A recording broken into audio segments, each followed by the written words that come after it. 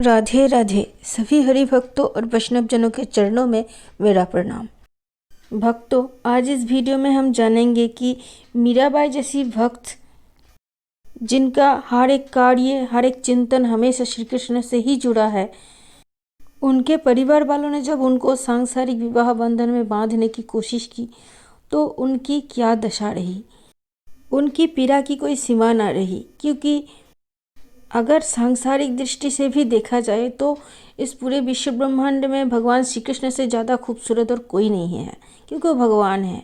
और जब इस दुनिया वाले इतने खूबसूरत हो सकते हैं, दुनिया की ये फूल, ये पत्ते, ये दुनिया इतनी खूबसूरत हो सकती है, तो फिर इस दुनिया को बनाने वाले भगवान श्री कृष्ण कितने खूबसूरत होंगे। तो उनको जो एक बार देख लेता है, उनकी पागल सी दशा हो जाती है। और मीरा जी ने एक बार नहीं, कई बार भगवान श्री कृष्ण की साक्षात दर्शन करी है इतनी समय में, मतलब उनके विवाह से पहले। तो फिर वो जब भगवान श्री कृष्ण को अपना पति मान चुकी है, तो फिर वो अपना दिल किसी और से कैसे लगाए, वो कैसे ये मान ले कि उनका विवाह भगवान श्री कृष्ण के अलावा किसी और से हो। कृष्ण नाम का एक अर्थ है आकर्षयति इति कृष्ण, मतलब जो अपने ओर दूसरों को खींचे, उन्हीं का नाम कृष्ण है। तो उनका नाम में ही तो उनके जादू बसा हुआ है। जो भी कृष्ण भक्त आज इस वीडियो को अभी सुन रहे हैं, वो इस बात को अच्छी तरह से महसूस कर सकते हैं कि भगवान श्री कृष्ण के प्रति उनके मन में कितना आकर्षण है, उनके प्रति वो मतलब कितना डूब जाते हैं उनके नाम से, उनके रूप में, उनके गुणगान करने में। तो अभी के कृष्ण भक्तों ने शायद श्री कृष्ण के दर्शन करी नहीं होगी, लेकिन मीरा जी की फिर क्या दशा रही होगी, क्योंकि उन्होंने तो साक्षात दर्शन करी है कई बार। तो उनकी हालत तो मतलब हम जैसे जिन लोगों को ये सब बातें नहीं पता, वो लोग कैसे बयां कर सकते। उनकी हाल, उनकी पीड़ा तो वही जाने। खैर, मीरा चरित की आगे की घटनाओं को अभी हम लोग श्रवण करते हैं। मीरा जी के बड़े पिताजी मतलब बीरम देव जी और उनकी धर्मपत्नी श्री गिरिजा जी जब अपने मायके में जाकर के मेवाड़ के जो महाराणा थे, महाराणा सांगा, उनके बेटे कुमार भोजराज से जब मीरा जी की विवाह की बात पक्की करके आ गए, और सच ही है, जिनको हीरा मिल गया हो, जिन्होंने हीरे को देख लिया हो, उनको कांच की शोभा अच्छी नहीं लगती। भगवान श्री कृष्ण हीरे से भी ऊपर के हैं और ये सांसारिक लोग कांच के समान। तब विवाह की तैयारी में मीरा जी को हल्दी चढ़ी। मीरा जी के दासिया भी गिरधर लाल को पीठी यानी हल्दी करने लगे और गीत गाने लगे, और मेड़ता में हर्ष, उत्साह और आनंद की सीमा ना रही। मीरा तो जैसी थी वैसी ही थी, किसी भी टोटके टमने या दूसरे जो भी मतलब क्रियाक्रम होते हैं शादी से पहले, उनको अगर मीरा जी को करवाना था तो फिर उनको श्याम कुंज से ज़बरदस्ती खींच कर लाना पड़ता था। जो करा लो सो वो कर देती, ना कराओ तो गिरधर लाल के पागे, मुकुट, आभूषण ये सब संवारती और श्याम कुंज में अपने कार्य में लगी रहती। खाना पीना पहनना उसे कुछ भी ना सुहाता। श्याम कुंज अथवा अपने कक्ष का द्वार बंद करके वह परी परी रोती रहती। उसके विरह के पद जो भी सुनता रोए बिना नहीं रह पाता, किंतु सुनने को देखने को समय ही किसके पास होता है। मेड़ता के भाग जागे है कि हिंदू और सूरज का युवराज कुमार भोजराज इस द्वार पर तोरण बंधन करने आएगा। उसके स्वागत में सब लोग बावले हुए जा रहे हैं। मीरा जी ने अपने पीड़ा में गिरधर लाल को सुनाया, तुम सुनो दयाल मारी अर्जी, भव सागर में बही जात हूँ, कारो तो थारी मर्जी। मीरा जी रह रहकर अपने दासियों से पूछती है कि काश कोई संत प्रभु का संदेशा लेकर उनके पास आए हो, लेकिन वो निराश हो जाती है। वह इस विवाह से बचने के लिए आत्महत्या तक की भी सोच लेती है। वो गाती है, ले कटारी कंठ चीरू, कर लो मैं अपघात, आबन आबन हो रहा रे नहीं आबन की बात। किंतु आशा मरने नहीं देती, जिया भी तो नहीं जाता, घड़ी भर चैन नहीं था। उन्होंने गाया, घड़ी एक नहीं आबरे तुम, दर्शन बिन मोय, तुम ही मेरे प्राण हो कैसे जीवन होय। धान ना भावे नींद ना आवे, बिरह सतावे मोय, घायल सी घुमत फिरू, मेरो दर्द न जाने कोई। कभी वो अंतर्व्यथा से व्याकुल होकर अपने ठाकुर जी को पत्र लिखने बैठती, लेकिन आंखों की झड़ी कागज को गला देती और कलम भीग जाती। मीरा जी दिन दिन दुबली होती जा रही थी। देह का वर्ण फीका हो गया, मानो हिमदाह से मुरझाई कुमुदिनी हो। उनकी माँ ने यह बात रतन सिंह जी मतलब उनके पिताजी से कही तो उन्होंने वैद्य जी को भेज दिया। वैद्य जी ने परीक्षा करके बताया कि बाईशा को कोई रोग नहीं, केवल दुर्बलता है। वैद्य जी के जाने के बाद मीरा जी गाने लगी, एरी मैं तो प्रेम दीवानी, मेरो दर्द न जाने कोई। सूली ऊपर सेज हमारी, सोबन किन विध होई। गगन मंडल पर सेज पिया की, किन विध मिल न होए। घायल की गति घायल जाने, जो कोई घायल होए। जौहर की गति जौहरी जाने, और न जाने कोई। दर्द की मारी बन बन डोलू, वैद मिला नहीं कोई। मीरा की प्रभु पीर मिटे जब, वैद सावरिया होई। इन दिनों रात रात भर मीरा जी को नींद नहीं आती थी। पलंग पर सोती, करवटें लेती रहती और पीड़ा से रोती रहती, लेकिन उनके इस दर्द को समझने वाला वहाँ कोई नहीं था। थोड़ी देर में शायद उनको झपकी आ जाती और कोई आवाज़ हुआ तो सिर उठाकर चौंक कर देखती तो कुछ भी तो नहीं था। अचानक ही चौंक गई कि यह सुगंध कहाँ से आ रही है। केसर चंदन की गंध से महल गमगमा उठा था। ये जो केसर चंदन और कमल और अगरू ये सब की जो मिली जुली सुगंध है, भगवान श्री कृष्ण की जो देह से दिव्य सुगंध ऐसे निकलती है। तो ये बातें मैंने पिछली कोई एक वीडियो में भी बताई थी, मीरा चरित की ही। अब देख लेना, जब उनको लीलानुभूति हुई थी, शायद टाइटल लीलानुभूति ही थी, तो उसमें ये पहली बार मीरा जी को अनुभव हुई थी कि भगवान श्री कृष्ण को जब उन्होंने लीलानुभूति में साक्षात उनका दर्शन किया तब कैसे भगवान श्री कृष्ण के देह से दिव्य सुगंध निकल रहे थे। तो ये जो दिव्य सुगंध अभी रात को मीरा जी को अनुभव हुआ, तो ये भी भगवान श्री कृष्ण की थे। मतलब भगवान श्री कृष्ण अभी उनके कक्ष में मौजूद थे, लेकिन अभी शायद वो मतलब उनको वो अंतर्धान हो गए, इसलिए मीरा जी को वो दिखाई नहीं दे रहे, उनके दर्शन नहीं हो रहे। इस बात से मीरा जी और भी व्याकुल हो गई।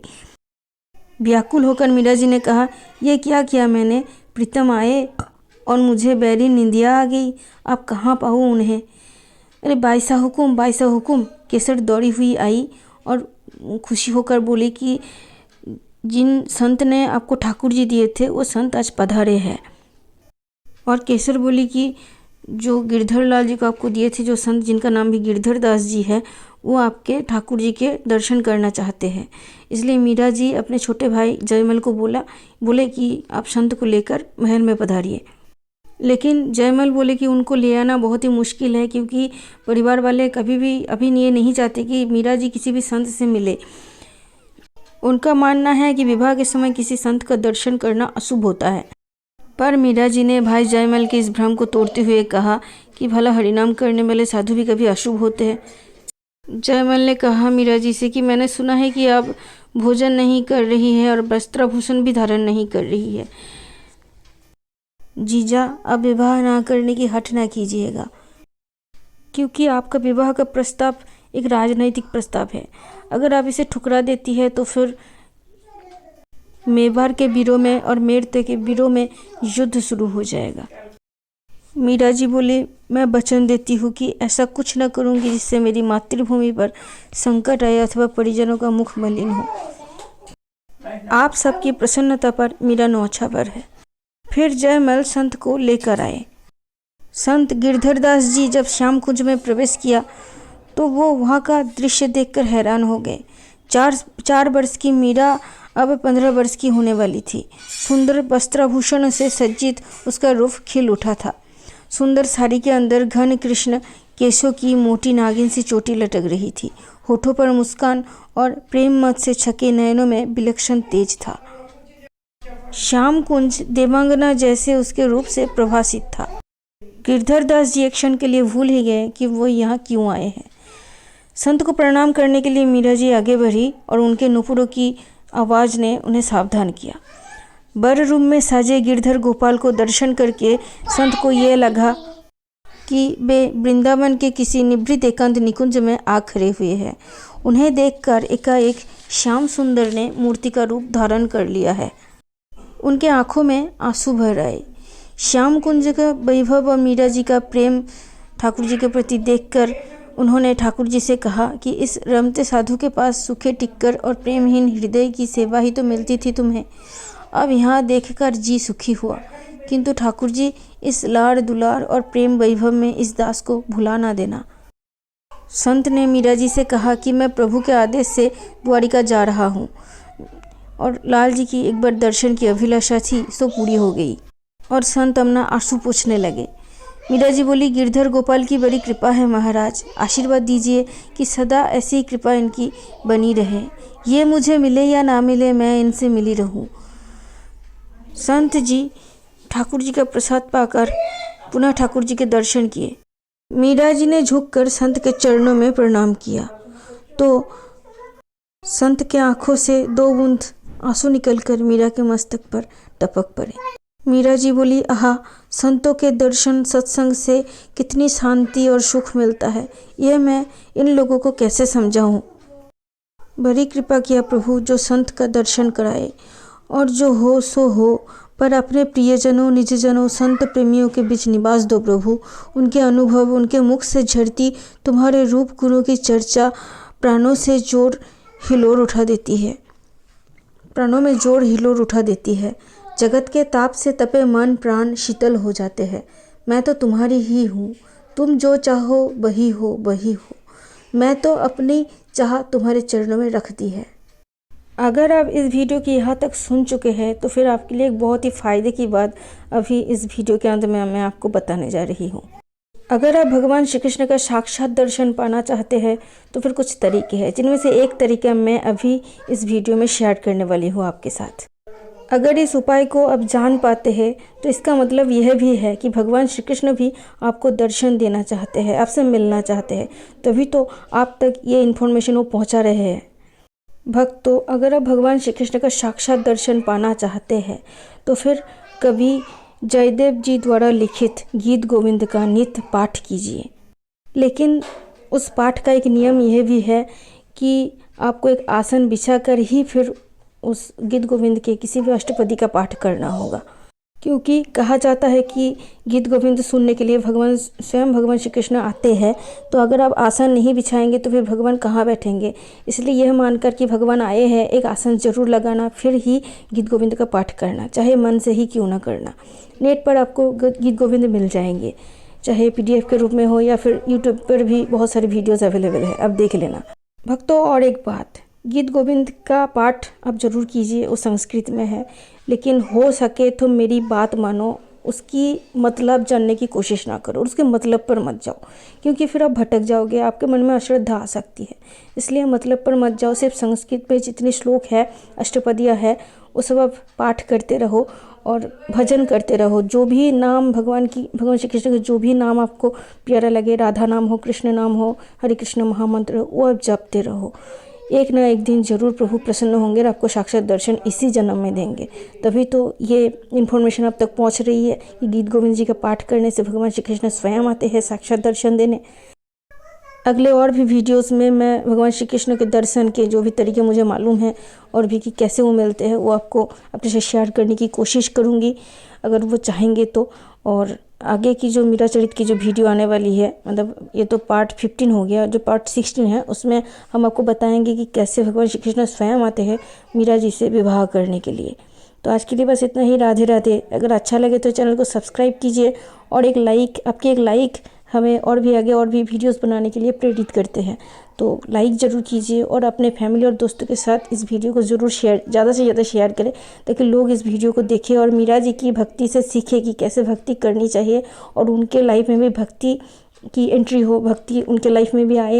यही हम चाहते हैं, यही हमारे वीडियो बनाने का मकसद है।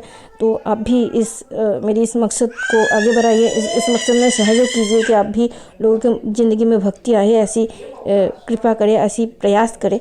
तो आज के लिए बस इतना ही। राधे राधे।